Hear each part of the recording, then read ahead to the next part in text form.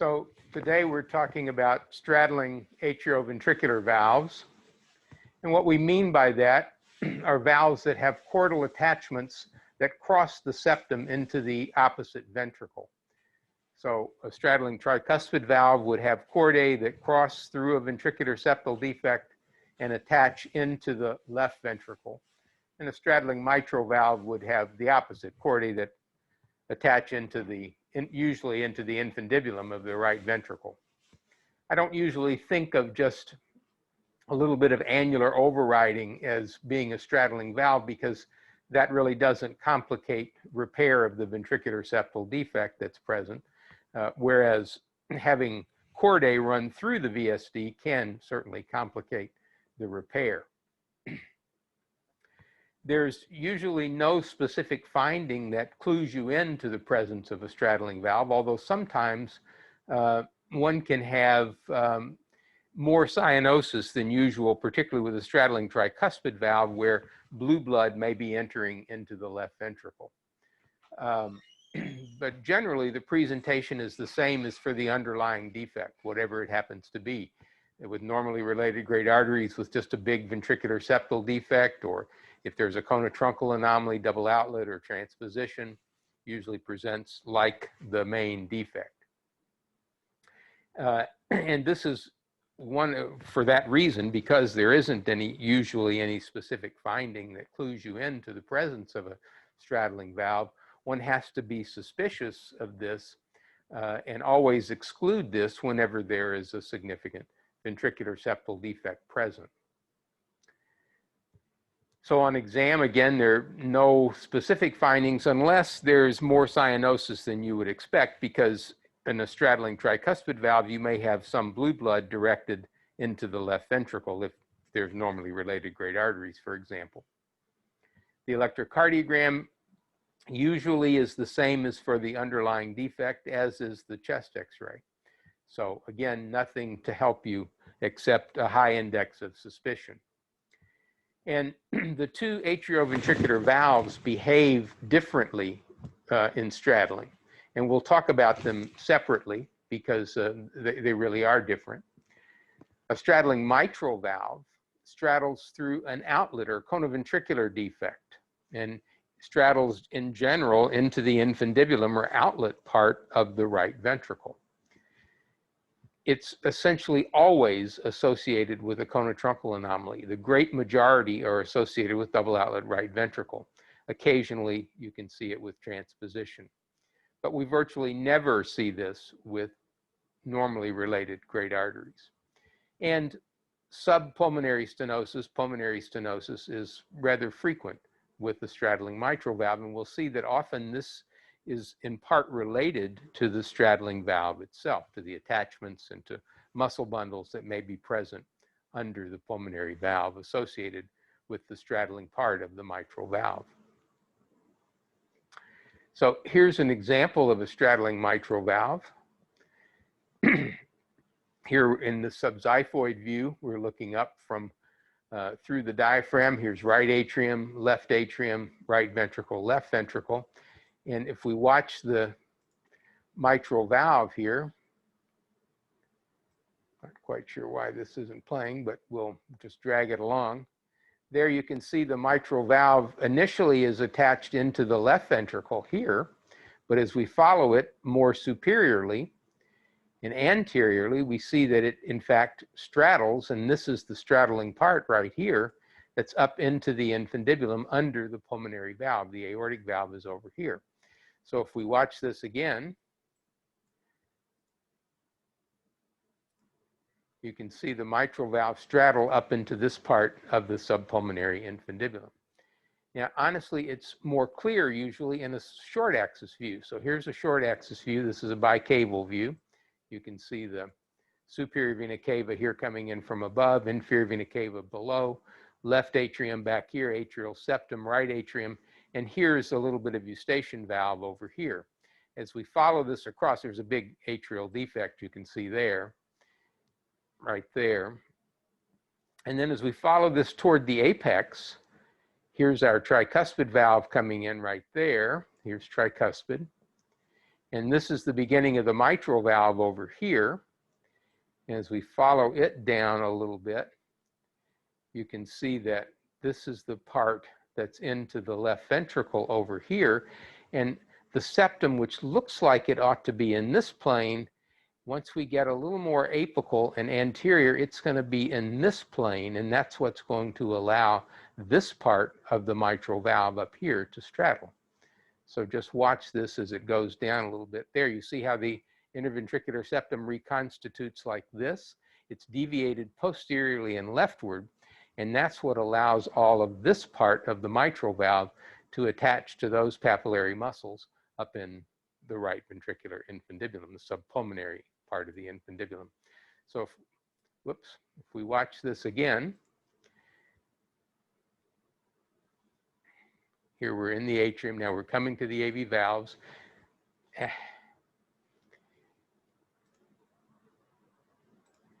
we follow this down, we come to the AV valves here. There's mitral valve. Again, it looks like the septum is going to be like this. Here's aorta, here's pulmonary artery, this is infundibular septum. And these are some of the papillary muscles and attachments that the mitral valve will use once it straddles up into the infundibulum. There you can see how the mitral valve has an attachment right here, as right under the pulmonary valve. And as we follow it across, again, now you see the plane of the interventricular septum has deviated back like this, and that's what allows this part of the mitral valve to straddle into the right ventricle. And there you can see the papillary muscles up there in the right ventricle up here, and then some attachments here to what's probably septal band as it goes down the interventricular septum. So this is a typical straddling mitral valve, and if we look at this with color flow, this is in the long axis view. You can see there's flow disturbance going out the pulmonary outflow, and in fact there's a ductus here with continuous flow coming back in. And if we look at this in short axis, you can see the flow disturbance in the subpulmonary infundibulum right there. You see how here's the straddling part of the mitral valve. You can see there's an attachment to a muscle bundle right here. This is the subpulmonary outflow right there, and you see how it's narrowed by the attachments of the mitral valve with the color flow Doppler right there. So subpulmonary obstruction is frequent. This is just another example. Here's left ventricle, here's the mitral valve, and notice here's the plane of the interventricular septum right there. This is the straddling part. This is the pulmonary valve. The aortic valve is going to be further anterior and to the right. So this is the pulmonary valve, and this is the straddling part of the mitral valve there. You can see it in this view. If we look in a short axis view, here you see the straddling part of the valve. This is the part in the left ventricle. Here's the septum developing here. Here's the straddling part into the subpulmonary infundibulum. Infundibular septum, aorta, pulmonary artery is right there. And again, you can see how some of these attachments of the mitral valve here encroach on the subpulmonary region right there, causing subpulmonary obstruction. So typical straddling mitral valve. This is really the best view for seeing it. You can also see it in an apical view. Here's left atrium, right atrium, infundibular septum, pulmonary outflow, aortic outflow on this side. Here's the ventricular septal defect, and here you can see the mitral valve with flow into the left ventricle and also flow over here into the right ventricle, and then the pulmonary outflow tract with flow disturbance below the valve.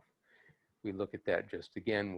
When the color comes on, you'll see that there's flow disturbance there below the pulmonary valve. Here's a little bit different take on this. Now let's look at the ventricles here. Notice that this is the left ventricle over here now. This is the right ventricle. So this is a left-handed right ventricle. If I put my thumb through here, fingers out the outflow and palm against the septum, this is a left-handed right ventricle, or an L-looped right ventricle. The left ventricle's here anterior and to the right. The right ventricle's posterior and to the left. Here's right atrium, left atrium, so atrioventricular discordance. And notice this is the straddling part of the mitral valve. You can see it crossing the plane of the atrial septum and attaching to these paraseptal papillary muscles right here, just below the pulmonary valve. The aortic valve is over here to the left. There's the pulmonary valve. So you can see again these attachments in an L loop now, going the other direction, going under the pulmonary valve, again causing subpulmonary obstruction. This is just a little closer up view of that. Here's the plane of the septum. Here's the straddling mitral valve, the attachments here into the right ventricle, pulmonary outflow up here, aortic outflow over here. And there you again see the flow disturbance in the pulmonary artery, but not in the aorta on the other side. This is a magnetic resonance imaging of a straddling mitral valve. Here you can see right ventricle, left ventricle. And again, you see in sort of a long axis view, here's left atrium, there's some regurgitation through this valve, and you can see how it straddles, crossing into the right ventricle. And again, in short axis, here's our mitral valve here.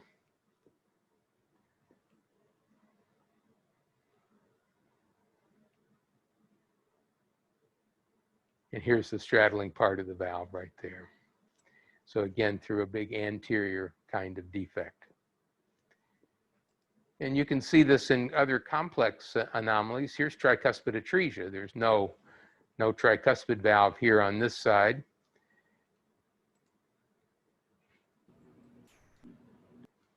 And here's the straddling mitral valve, part into the LV, part up into the right ventricle in this case. So you can have this in a number of different entities. And very often with straddling mitral valve, we have quite a hypoplastic right ventricle. Sometimes this occurs as sort of a syndrome with dextrocardia, double outlet SDL, RV and tricuspid valve hypoplasia, and sort of a supro-inferior crisscross arrangement. And we think that this is due to rotation of the ventricles, so that the left ventricle, instead of being back here where it belongs, if you take the septum and rotate it clockwise, clockwise like this, you end up squeezing the right ventricle and tricuspid valve here between the ventricular septum on one side and the atrial septum on the other side. So there's a small tricuspid valve, small right ventricle, but a very big left ventricle, a big infundibulum, and a mitral valve that straddles into the infundibulum. And this is an example of that. Here's our IVC coming up into right atrium, left atrium back there.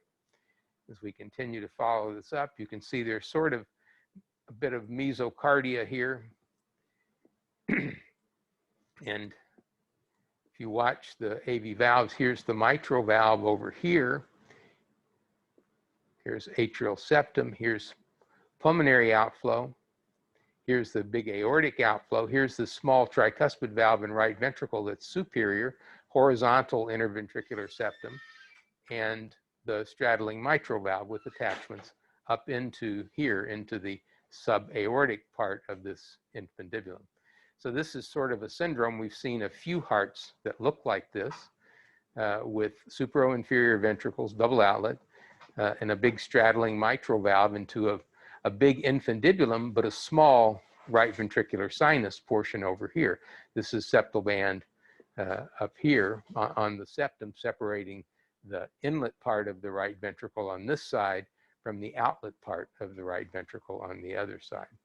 So here you can see the supro-inferior ventricles here, right ventricle on top, left ventricle here on the bottom,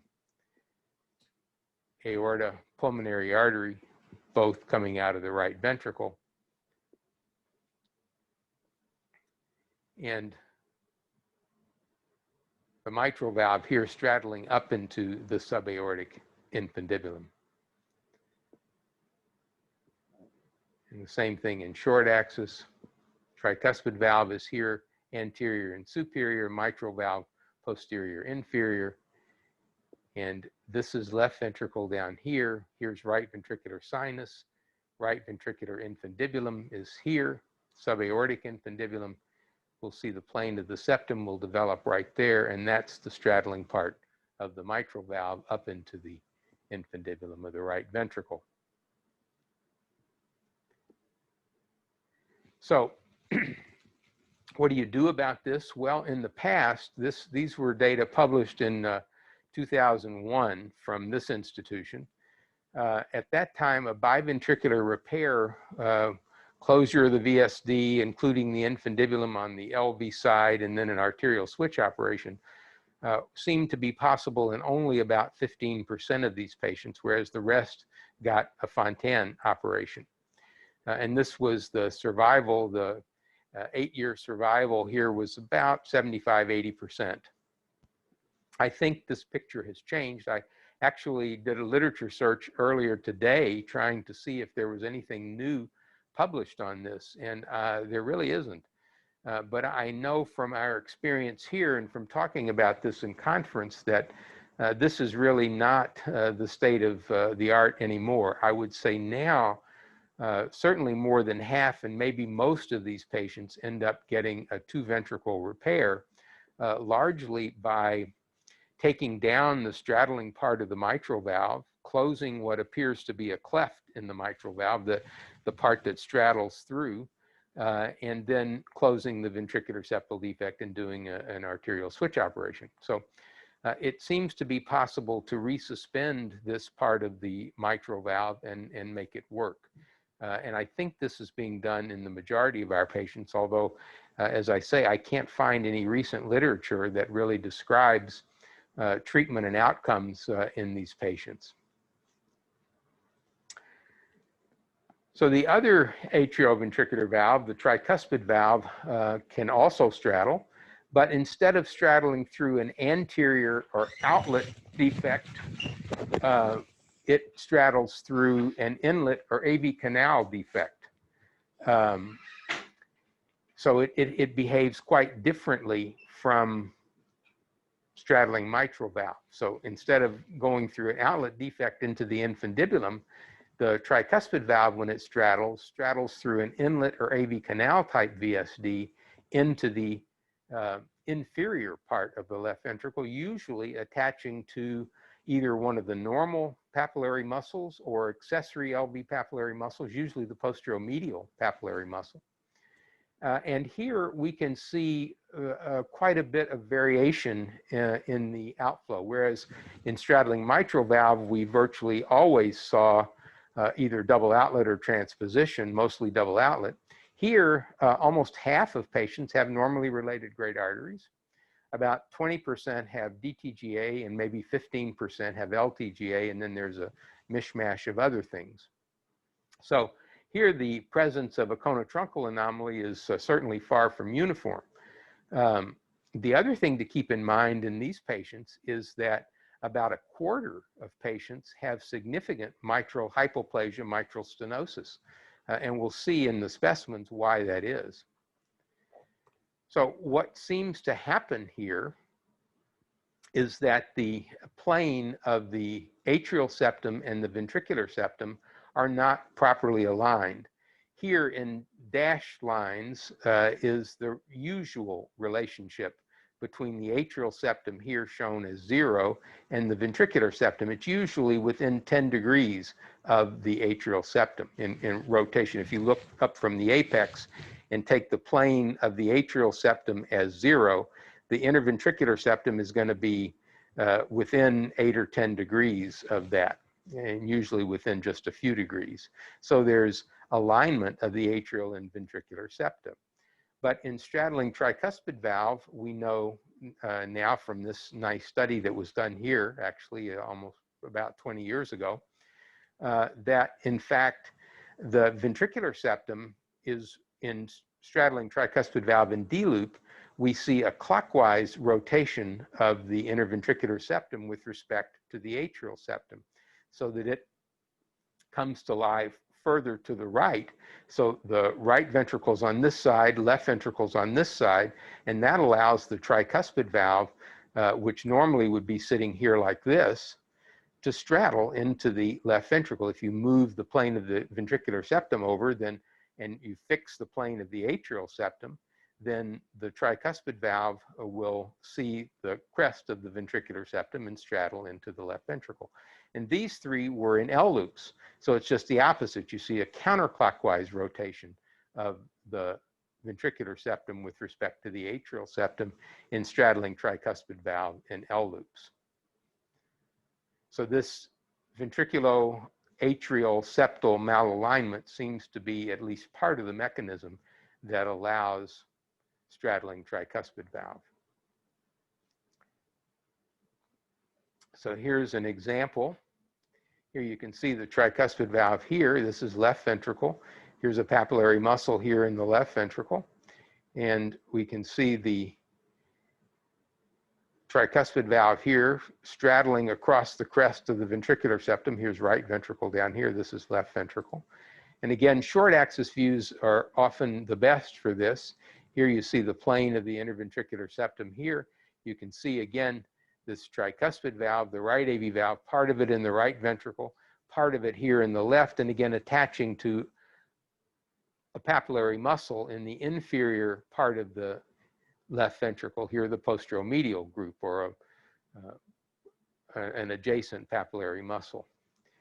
And here we can see that was in normally related great arteries. This is in transposition. Looks very similar. Here's right atrium, left atrium. And here's left ventricle. Here's right ventricle over here. You can see the mitral valve up here. The right ventricle is on this side. And here's the tricuspid valve straddling across the interventricular septum. And we can see that in the short axis view, aorta is anterior. Here's the superior vena cava. Here's aorta. Here's pulmonary artery. So they're transposed. Here's the part in the right ventricle. This is all the part in the left ventricle. You can see it occupies the posteromedial muscle group, and the anterolateral group has the mitral valve attached to it up here. So this occupies virtually all the posteromedial group in this heart. And in an apical view, you can see here's the tricuspid valve here was straddling across into the left ventricle and part of it into the right ventricle. The mitral valve here coming on down only into the left ventricle. So here's one where the mitral valve looks pretty normal. Here's right ventricle left. Here's the plane of the septum. Here's the straddling part of the tricuspid valve. This is the mitral valve over here. And it looks like it's pretty normal size. And in fact, it runs between the two papillary muscles. In fact, it shares this posteromedial group with the straddling part of the tricuspid valve, right there. And you can see the plane of the septum. You can see the tricuspid valve coming across it.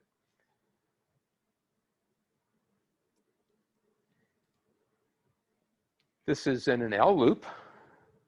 Again, you see this is a right-sided left ventricle over here. This is a right-handed left ventricle, would be a left-handed right ventricle. Here's the tricuspid valve coming in. Here's the plane of the septum. The outflow's up there. So that's a left-handed right ventricle on this side, a right-handed left ventricle, a left-handed right ventricle on this side. I'll get it out in a minute. And right-handed left ventricle here on this side. So these are L loops. Here's the smooth septal surface. Here's the pulmonary outflow. The aortic outflow is up there, and this is the straddling tricuspid valve. Here's the mitral valve. It has some attachments onto the septum underneath the pulmonary valve, and in this case was causing subpulmonary obstruction right there. You can see that attachment coming across, causing subpulmonary obstruction. But here's the straddling tricuspid valve down here, more inferior into the inlet portion of the ventricle right here, coming across the ventricular septal defect. And there you can see there's a papillary muscle over here in the left ventricle that's receiving attachments of that tricuspid valve. We look at this in a short axis view. Here's our tricuspid valve. This is a big right ventricle, aortic outflow, smaller left ventricle, pulmonary outflow here. Here's the mitral valve over here in the left ventricle. Here's the tricuspid valve, big inlet VSD here going all the way down to the diaphragmatic wall. And you can see the attachments of this valve coming across to this papillary muscle here in the left ventricle. In a peristernal view, this is even more clear. Here's the straddling part of the valve. Here's the septum, LV, RV. Here's the straddling part of this tricuspid valve coming across through this inlet ventricular septal defect into the left ventricle. So the treatment for this is generally VSD closure in some way to include the straddling elements into the ventricle of origin. This is not always possible. Sometimes papillary muscle has been divided and reimplanted. That, of course, leads to the death of the papillary muscle and formation of fibrous tissue. Other ways that a straddling tricuspid valve, we already talked about that straddling mitral valves may be dealt with by simply removing the straddling part and closing the resulting cleft in the anterior leaflet and then resupporting it. In straddling tricuspid valve, what can happen is you can close the part of the valve that straddles into the left ventricle and just leave the part open that's in the right ventricle if it's big enough. Another way to deal with that, I'll show you in a minute, is to migrate the atrial septum a little bit. And then some of these have had Fontan palliation, particularly if one of the ventricles is very small. And the outlook for these patients is generally pretty good. Here's the idea of septal migration. The mitral valve is over here. This is part of the straddling tricuspid valve. This is the other part of the tricuspid valve that's in the right ventricle. This was the part that straddled into the left ventricle. The atrial septum used to be here because this was left atrium with mitral valve, and this was all right atrium with a straddling tricuspid valve. But they took the atrial septum and moved it from here to here and divided this straddling tricuspid valve, much like the way the surgeons would repair a common AV valve, leaving part of it into the left ventricle and the other part into the right ventricle. And so by moving the atrial septum, this part drains left atrial blood and this part right atrial blood. So this is another way of dealing with it. Here you can see there are two valves actually coming into this left ventricle, here and here. Whereas the tricuspid valve part that was in the right ventricle initially stays in the right ventricle and works over here as the functional tricuspid valve. Here we have sort of a double orifice, if you will, into the left ventricle in this case. So that's another way to deal with a straddling atrioventricular valve. Now, I'm going to stop sharing here. And I think if I do that, yeah, we should be able to see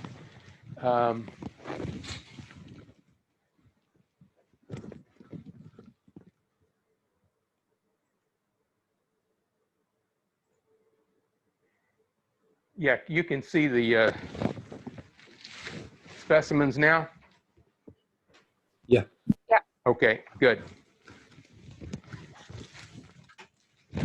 So we're going to start with straddling mitral valve, like we had, same order we had done before. So here's a little specimen. We're looking from the front here. Here, this is aorta, and this is pulmonary artery here in the back. And here's right atrium over here on the right. You can see the pectinate muscles. And this patient had an operation done here, an atrial switch operation. This is a mustard baffle. The IVC came in down here. This is the IVC limb. This is the SVC limb up here, going over toward the mitral valve. Here's the tricuspid valve on this side with the pulmonary veins coming to here. And if we look in this right ventricle, you can see it's quite hypertrophied, pretty thick walls. Here's our tricuspid valve down here. You can see it has attachments onto the interventricular septum here. And here's the papillary muscle of the conus right there with the superior-most attachment of the tricuspid valve. And above that, you can see there's this big ventricular septal defect. So this is an outlet type of ventricular septal defect. And this is the straddling part of the mitral valve right there. And you can see there's papillary muscles up here in the infundibulum of the right ventricle right here that receive the attachments of this valve. So this is sort of like a cleft in the valve here. You can see this is all anterior leaflet that's coming across. And the pulmonary valve is right here. And you can see this papillary muscle here and this muscle bundle right under the pulmonary valve that contributes to the subpulmonary obstruction. Here you can see the pulmonary valve here, pulmonary trunk, branch pulmonary arteries there. And you see how this muscle bundle right under the pulmonary valve that's associated with the straddling part of the tricuspid valve contributes to the outflow tract obstruction. And also, this is the ventricular septal defect right there. You can see how all this mitral valve tissue also physically obstructs the ventricular septal defect. So there are a couple of mechanisms here for causing problems. Now, if we turn over and look from the left ventricular side, here's our smooth septal surface here. So here's the mural leaflet of this mitral valve. And this is all anterior leaflet here. And that's the straddling part. You can see it going through the ventricular septal defect and up into the right ventricular infundibulum on this side. Now, if we look here, you can see that here's the aorta over here to the right. Here's infundibular septum right here. And here's pulmonary valve over here to the left. And this is all sitting above this big right ventricle. So this is a double outlet right ventricle. But you can see that the mitral valve, the straddling part, comes very close to the pulmonary valve. And sometimes there's actually fibrous continuity between the straddling part of the mitral valve and the pulmonary valve. And again, this is because this anterior part of the interventricular septum here is deviated off to the left. Instead of going up like this, like it should have, it deviates off to the left here over toward the posterior free wall. And that's what allows the mitral valve to straddle. Here you can see here, this is, if this were like this, then the mitral valve would have an attachment on the left ventricle. But in fact, the fact that it goes that way is what allows the mitral valve to straddle. So this is a pretty typical straddling mitral valve. The treatment that this patient received, this was many years ago, this is back in the 70s, this patient received a mustard and a pulmonary artery banding up here to try to limit pulmonary blood flow because they didn't think they could close this ventricular septal defect at that time. Now here is another little specimen, and this was dextrocardia. You can see the heart here is pointed to the right, and here is a big aorta here in the front. There was a shunt here from the aorta to this small pulmonary artery that you can see back here. This was pulmonary atresia, and so they just anastomosed the pulmonary artery here to the aorta to try to increase pulmonary blood flow. But here you can see this is the right ventricle. You can see the attachments of the AV valve here, a big subaortic infundibulum. And this is a left-handed right ventricle. If I put a thumb through the tricuspid valve, finger out the outflow, and palm against the septum over here, here's the interventricular septum. This is a left-handed right ventricle, or an L-looped right ventricle. And if we look now on the other side, on the right side, you can see here's our left ventricle, there's the smooth septum, here's our mitral valve, and you can see the mitral valve straddling through the ventricular septal defect here. And again, it's an outlet defect. It's up here. It's not down in the inflow part of the heart. It's up here in the outflow. And you can see this mitral valve straddling across to that big papillary muscle there. And that's this papillary muscle right there.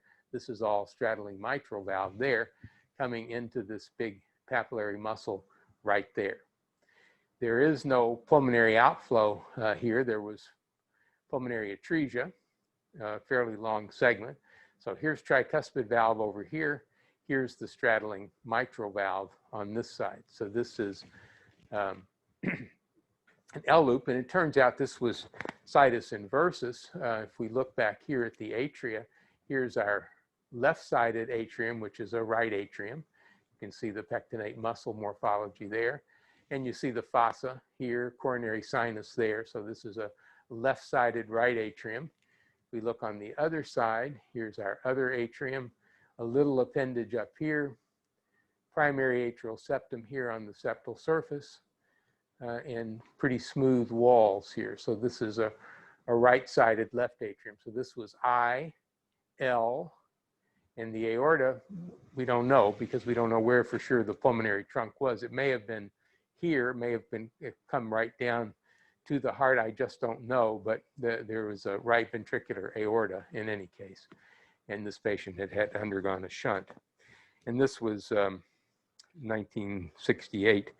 So this patient didn't have anything else done. And this is another L loop.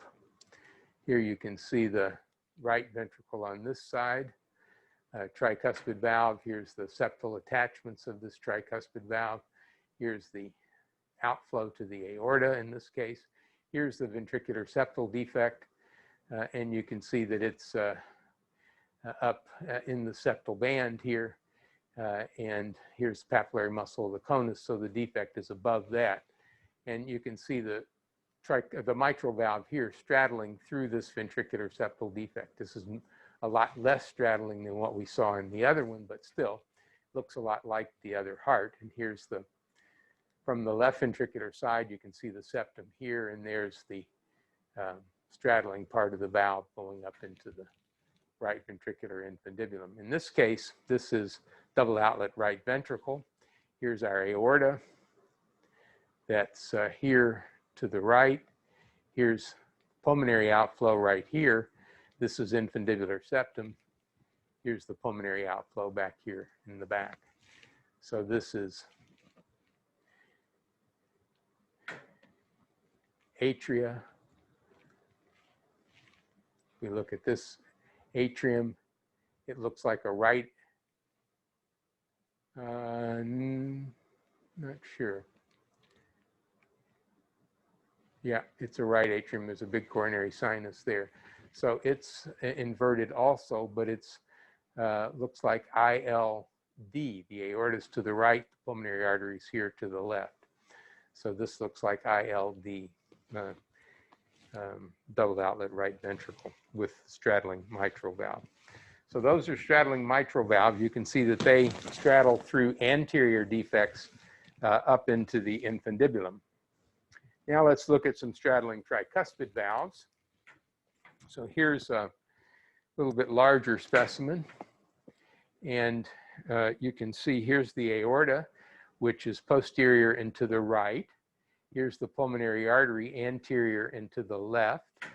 And if I look here from the left ventricle, I end up in the aorta. And from the right ventricle in the pulmonary artery, so they're normally aligned. There's subpulmonary infundibulum, and there's aortic to mitral fibrous continuity. So these are normally related great arteries. So this is the most common great artery arrangement that we see in straddling tricuspid valve. This patient had a pulmonary artery band placed here to limit pulmonary blood flow. And then in an attempt at a repair, you can see there was patch augmentation of the pulmonary outflow, but it isn't clear to me that they tried to close the ventricular septal defect. So here, if we look into this right ventricle here, you can see this is the tricuspid valve, and it disappears over here across this big inlet ventricular septal defect. You can see how much that looks like an AV canal type of defect. And here on the other side, from the left ventricular side, this extends up pretty far anteriorly as well. But you can see here's the tricuspid valve that's straddling to the posteromedial papillary muscle, and it's through the inferior part of this ventricular septal defect. Here's the mitral valve, and it's mostly to the anterolateral, but also to this sort of middle papillary muscle group here, but it doesn't seem to have attachments down to the real posteromedial group. So this is a little bit smaller mitral valve. This is on the way toward some mitral stenosis, but it's not particularly restrictive, I think, at this point. So this is a straddling tricuspid valve with normally related great arteries. So here's another little specimen. Again, you can see the right atrium here. There's an atrial septal defect. And here's our coronary sinus coming in right there. So this is a right atrium. And if we look down into it, you see the crest of the interventricular septum there. And here is the right ventricular side. Here's the left ventricular side. And notice, here's the plane of the atrial septum. And here's the plane of the ventricular septum. See, here's the interventricular septum over here. Here's the atrial septum over here. There's a big angle in between them, much bigger than 10 degrees. So that's what allows this part of the valve to see the left ventricle on this side and this part to see the right ventricle here. Now, if we look into the right ventricle, it's a bit small, as is often the case with the straddling tricuspid valve. And here, the outflow from this right ventricle is the aorta. Has brachiocephalics, forms the arch. So this is an aorta coming from the right ventricle with a complete subaortic infundibulum, tricuspid valve there. And if we look in the left ventricle, you can see here's the straddling part of the tricuspid valve. Here's the mitral valve over here. It runs between the posteromedial and the anterolateral. It's a pretty normal sized looking mitral valve. And it shares the posteromedial papillary muscle with the straddling part of the tricuspid valve. And here you can see another semilunar valve. There is semilunar to AV valve fibrous continuity there. And this has been closed off in this patient to limit pulmonary blood flow. You can see the suture line up here where the pulmonary trunk was transected and oversewn. And a shunt here, this little central Gore-Tex shunt was placed between the aorta and the pulmonary artery back here. So this is a little central Gore-Tex shunt. And that was done to limit pulmonary blood flow. This was in 1986.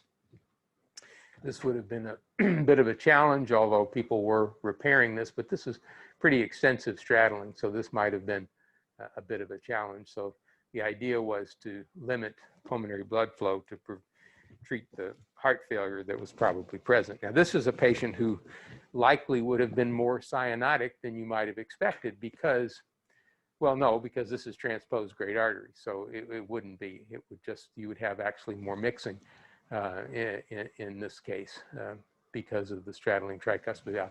If it had been normally related great arteries with this kind of straddling, you would have expected more blue blood to end up, if this were the aorta instead of the pulmonary artery, going out that way. And so the patient might be more blue with the straddling tricuspid valve and normally related, but not here in the transposed great arteries. So here's another example. And here's the aorta here. This patient's had some kind of augmentation of the aorta. You can see a coronary down there. I don't think this was any kind of arterial switch operation because it's not really, I think it was just augmentation. And this aorta comes from the right ventricle, which we can see here. And there's a ventricular septal defect. And again, you can see part of the tricuspid valve right there going through the ventricular septal defect and over into the left ventricle. And in fact, in this case, we have massive straddling. We have maybe even most of the tricuspid valve into the left ventricle. And then you can ask, well, when do you get into double inlet left ventricle? And that's a good question. And there's just a small little mitral valve up here, just this. You can see right there, this is part of the anterior leaflet. It has abnormal attachments here onto the septum. Here's the mural leaflet back here, which is fairly short. So this is a fairly small mitral valve in this patient, and a big tricuspid valve with major straddling. And in fact, the tricuspid valve not only occupies the posteromedial, it shares this middle papillary muscle group with the mitral valve, which occupies the anterolateral group here. And there's a big medial group in this particular case. So this is, again, a right ventricular aorta. Pulmonary artery is quite small there. Not sure where it came from. Maybe, right, oh yeah, there it is. It's been closed. Yes, that was the pulmonary artery that's been closed here. This is aorta over here. Here's infundibular septum. And this was pulmonary artery that's been closed. And some kind of shunt must have been installed in this patient, although I don't see it at the moment. Oh no, this patient had had a Fontan operation, a lateral tunnel Fontan. Here you can see the IVC coming in. Here's the cortex patch here that made the tunnel. Actually, it's Dacron, it looks like. And there's a connection here to the pulmonary arteries up here in the superior vena cava coming in right there. So this is a Fontan that this patient had had. I assume they thought that this was just more like a double inlet left ventricle because of the extensive straddling here, and treated it like that. So here's one other one. Here's our right atrium here. Here's the left ventricle now on the right side. Our mitral valve is up here. It has a cleft in it that you can see there. Pulmonary valve here. There's pulmonary to mitral fibrous continuity. This is the pulmonary outflow tract here. Here's the left ventricular septal surface. Here's one of the papillary muscles of the left ventricle. Here's the other one. And then there's this big accessory papillary muscle here, or maybe it's the posteromedial. And this was a little middle papillary muscle group that's been cut. But here's a big papillary muscle, and this is all tricuspid valve that's straddling across and attaching into this. And you can see how inferior this is, almost down to the diaphragmatic wall. And if we look over here, the right ventricle is small. This is the tricuspid orifice here. Here's part of it. Here's the rest of it. And you can see that it straddles through this ventricular septal defect. Here's the aorta. Up here, subaortic infundibulum. Here's the papillary muscle of the conus. So this defect is all below that. So it's all an inlet defect that this tricuspid valve is straddling through. So this is, again, a big straddling tricuspid valve, but in this case, in an L loop. This one is a bit unusual. Here we see in the right ventricle. This is a big defect that extends up fairly anteriorly. This is the anterior papillary muscle group here in the right ventricle. Here's the posterior papillary muscle down there. I don't see the medial muscle very well in this heart. If we look over here in the left ventricle, you can see that there are two separate AV valves. This is where they're divided right here. This is mitral valve on this side, and this is tricuspid valve there. But look, this is an attachment of the mitral valve that's coming across here to the anterior papillary muscle. Usually when the mitral valve, tricuspid valve straddles, it goes to the posteromedial. But in this case, this part of the straddling tricuspid valve went to the anterolateral. And you can see this is the anterior mitral leaflet here, and it has attachments over to the crest of the septum, very abnormal attachments, almost straddling. So it's almost a double straddling. And you can see this defect extends way up and way down. So it's a big inlet and outlet type of ventricular septal defect, but very funny attachments of these AV valves here. This is not the usual arrangement that we see in straddling, just to show you that various things can happen. Now, the great arteries here, this is the aorta here. There you can see a coronary It's coming from the right ventricle, that's aortic valve. The pulmonary artery is here, quite small, but it also probably comes from this ventricle as well. I just having trouble. There may be short segment pulmonary atresia. Let me just look in the, oh yeah, I don't see anything coming from the left ventricle. So I think this was, yeah, here. You can see the pulmonary trunk comes right down. There's valvar pulmonary atresia right there. That's the membrane where the valve should have been. And there's essentially no infundibular septum here. So this was double outlet with valvar pulmonary atresia. And one other one I want to show you, this was a repair that was done in a heart with a straddling tricuspid valve. So here's our atrium. See the atrial septal defect was closed in there. And then here is our tricuspid valve down here. We're looking down. There's been some tricuspid valvoplasty done in this case. If we look in the right ventricle, you can see here's the medial leaflet, anterior leaflet, inferior leaflet. So they're all here in the right ventricle. But if you look right there, you get a sense that something was going through the ventricular septal defect right there. You see how I can pull on that and you see that something was going through there. And here is one semilunar valve, which in this case used to be the aortic valve. This patient had an arterial switch operation, so this is now the neopulmonary valve up there. And over here in the left ventricle, you can see here the papillary muscles. Here's the VSD patch, and you can see cords from this tricuspid valve extending through the VSD patch and still attached to this posteromedial papillary muscle. Now look at this mitral valve. I think this is probably why this patient didn't do very well. It's a very small mitral valve. So I think this patient probably ended up with some mitral stenosis post-operatively. And here you can look up and see there's the neo-aortic valve, used to be the pulmonary valve, comes into the aorta back here. Here's our aorta now that's been moved to the back, and the pulmonary artery here in the front. You can see the left and right pulmonary arteries draped over the aorta. So this patient had an arterial switch, had a straddling tricuspid valve repaired like this, but didn't survive, I think, possibly because of the abnormal mitral valve.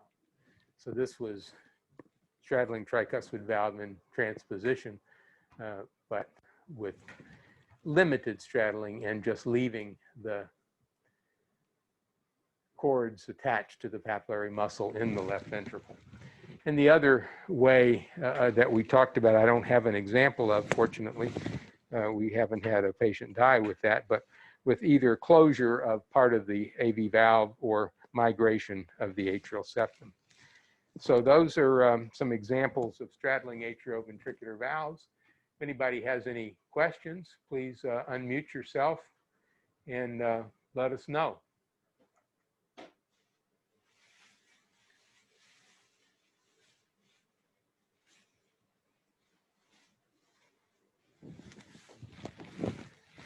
No questions?